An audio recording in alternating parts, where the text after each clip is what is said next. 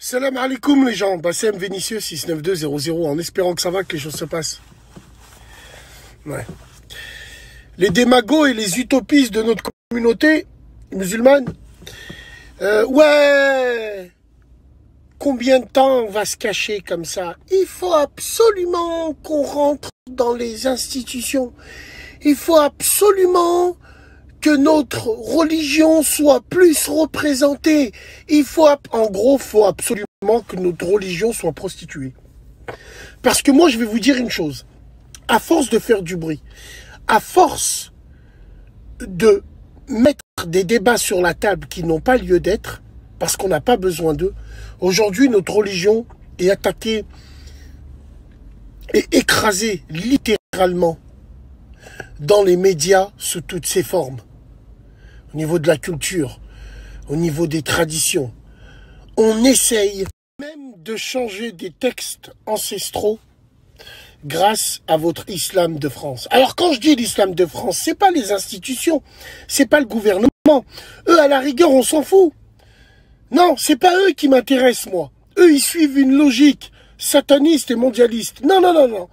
Moi, je te parle des acteurs de notre communauté qui vont littéralement tapiner sur les plateaux télévision, qui vont littéralement tapiner avec la Vox Populi qui veut humilier et écraser l'islam, notre dîne. Certains diront, oui, mais nous, les premiers, les musulmans, on fait en sorte que notre dîne, il est écrasé. Non, non. Nous, on n'est pas stratégique comme ça.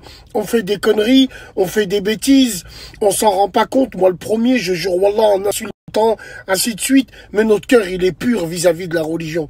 On n'a pas de stratégie et on n'est pas satanique comme vous l'êtes. Alors, vous avez vu, à Strasbourg, la plus grande mosquée d'Europe qui est en construction. Bon, controverse. Controverse parce qu'il y a des subventions de l'État, 2 millions d'euros pour construire cette mosquée, la mère écologiste, ainsi de suite, ainsi de suite. Mais oui, c'est un blasphème. L'argent de l'État n'a rien à faire dans la religion. Vous avez séparé le christianisme, vous avez détruit l'Église à partir de 1905.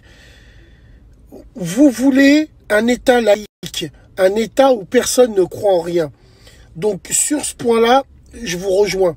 L'argent du contribuable et de l'État n'a rien à faire dans une construction d'une synagogue, d'une église, ou d'une mosquée, ou d'un temple bouddhiste. Ça n'a rien à voir. Ça doit être les fidèles, les personnes des entreprises privées peut-être, mais pas l'État. Là, on est d'accord avec ça.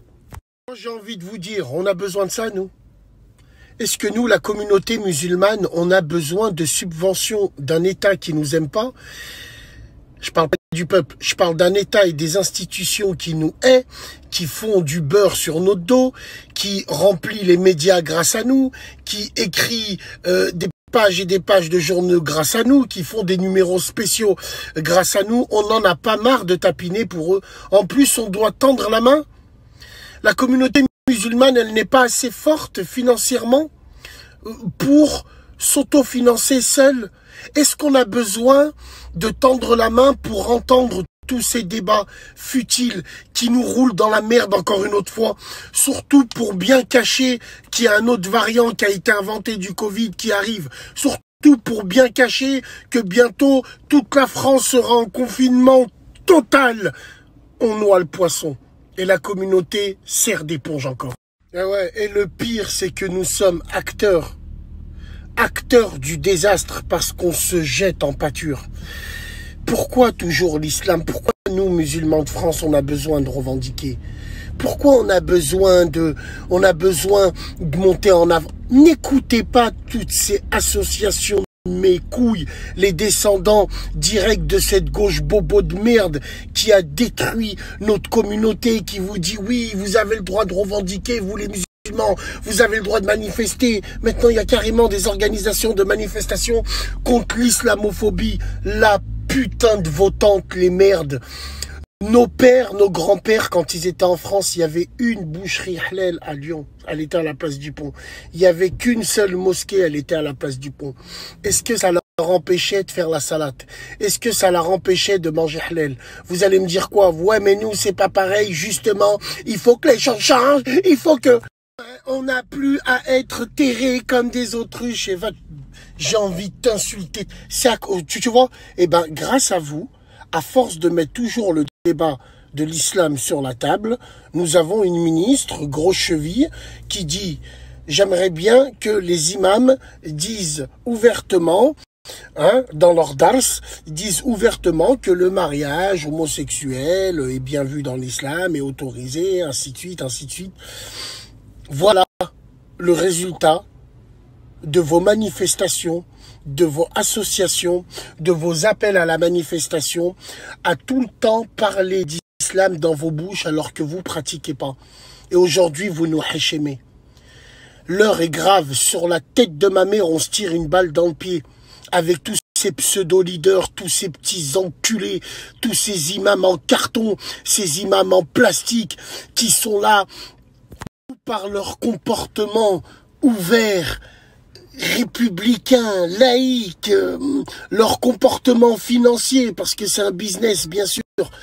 Eh ben, aujourd'hui, on a le droit de nous dire ce qu'on a à faire dans nos religions à cause d'eux, grâce à eux, à cause de tous ces gens-là. Dites-leur d'ouvrir leur cul sur des vrais débats. Ils l'ouvriront pas, il y a trop d'intérêt en jeu. Et tout ça, c'est vous qui les mettez en avant. Fermez votre cul, on est des musulmans. On n'est pas là à se plaindre. On fait notre prière n'importe où. À l'heure qu'il faut. On n'a pas besoin d'avoir des institutions, des représentants, une députée, hijab. Mais moi, je quitte la France au jour où ça arrive, ça. La France, c'est la France, il faut pas tout mélanger. Et vous le savez, ça, qu'on est une communauté qui leur pose problème. Ils nous trouvent toujours des prétextes parce qu'on a le comportement qui ne va pas avec eux et c'est des schizophrènes, des hypocrites. Les prières de rue dérangent les gens dehors. Bien sûr, moi je suis français. Je promène mon chien, je vois des gens dehors, je me gare mal, ou je suis mal. Hop, je veux sortir ma voiture, je vois des gens en train de faire la prière. Ouais, on va encore viser l'islam. Et ces gens-là, ils vont nous dire, oui, la prière de rue nous dérange. Mais demande à ton grand-père qui collait des timbres pour la Luftwaffe si la prière des indigènes musulmans sous l'occupation dans la rue, elle vous faisait chier à ce point-là. Non, je crois pas. Mais heureusement qu'il y a la vraie France, la vraie, celle qui a caché tous ces juifs déportés, celle qui a caché toutes ces personnes persécutées par les nazis ici en France. Dieu merci, heureusement. Et ça, c'est la vraie France. Mais la France politique aime pas l'islam. Donc, nous cessons de parler d'islam. Faisons nos prières, faisons nos 5 piliers avec tous les défauts qu'on a et fermons notre cul. Parce que tout ce que vous faites en faisant tapiner l'islam, vous les musulmans, sur les plateaux, à la télé, à le mélanger à toutes les sauces, wallah, vous nous rendez pas service. Wallahi l'azim, vous nous rendez pas service.